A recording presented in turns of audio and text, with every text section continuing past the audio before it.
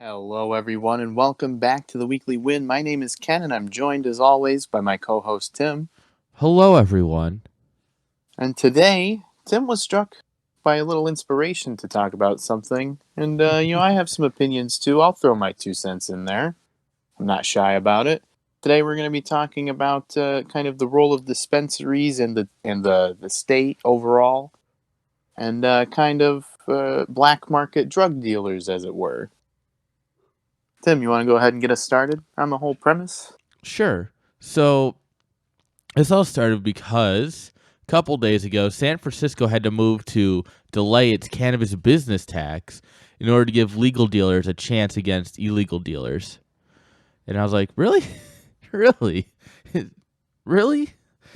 So after some checking, apparently at dispensaries in California, you're looking at paying over $20 a gram, which, having bought weed legally and otherwise, that is ridiculous no matter where you are, no matter how you're buying it.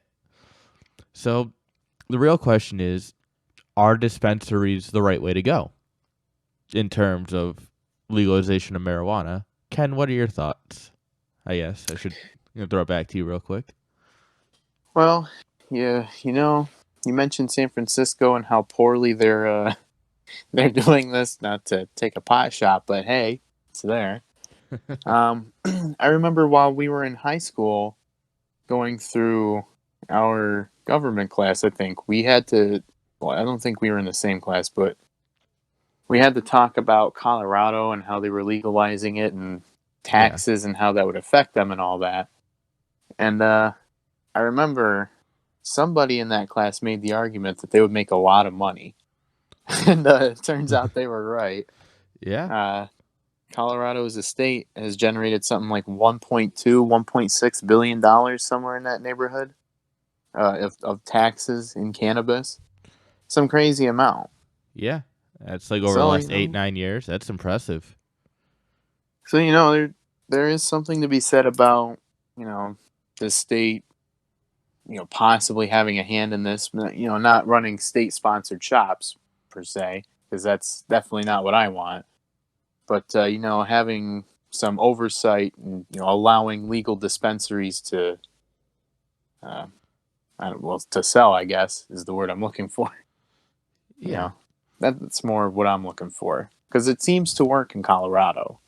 It seems to work in Colorado, but it doesn't always seem to work everywhere else, though. I guess the thing is that it's always going to be cheaper to just buy from someone than it is to buy from a store because you never have to pay taxes. And the cost of the business, once you add in the cost of businesses, employees, taxes, rent, so on and so forth, it's never cheaper to buy from a business what you can buy from someone else. In the same way that if I went and bought some corn from a farmer, it's going to be cheaper to buy it from him directly than it would be to buy it in the store. I'm pretty sure that that's a fairly obvious concept to understand. But I guess that makes the question is when New York legalized marijuana, and we can go back to even when they made it medically legal, you get your medical card, but there's still nowhere to buy weed in New York. And even now that they've legalized it, there really still isn't. And basically, it's just a way for people who deal drugs to just not get arrested. What are your thoughts on that? There's possibly some truth to that. I'm not exactly sure, but I think there's some truth to that possibly. Uh, I also see it as sort of a societal thing. How we've come a long way from the '70s, from the hippie times. Just Yeah. oh man, just free love, man. And now it's all just like, dude, just take a puff if you need to. It's all right. Just we all do it. Just don't make it obvious. That's fair.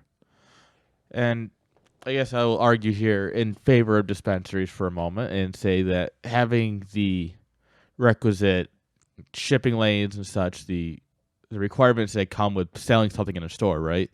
Like the regulations and stuff, and making sure that the weed that people are buying is safe and good, I think does actually help the consumer.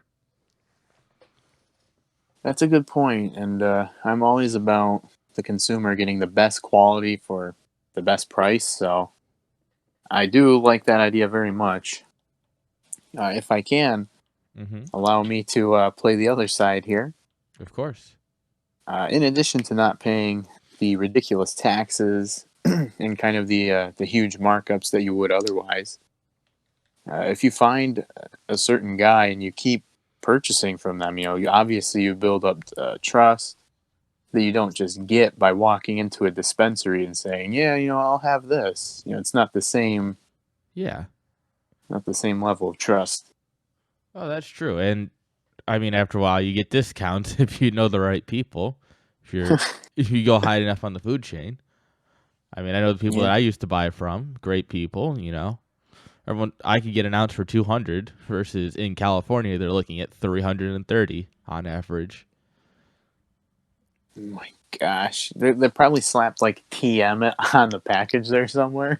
Oh yeah, That's ridiculous. yeah. I think you Oh guys my missed a gosh. zero somewhere. Man, we might be in the wrong business. We might have to move to San Francisco. Well, Uh, actually, they don't let you defend yourself there. yeah, No, sorry. we better not move to San Francisco. We should move to Colorado. Yeah, Mm. you can make a lot of money there. Hmm. But yeah, I thought this would just be a fun conversation for us to have. You guys down in the comments, feel free if you are for dispensaries, against dispensaries, if you hate the idea of people smoking weed and you think we're all going to hell, feel free to tell us in the comments. We'd be glad to hear from you. Other than that, we hope you all have a great day and God bless.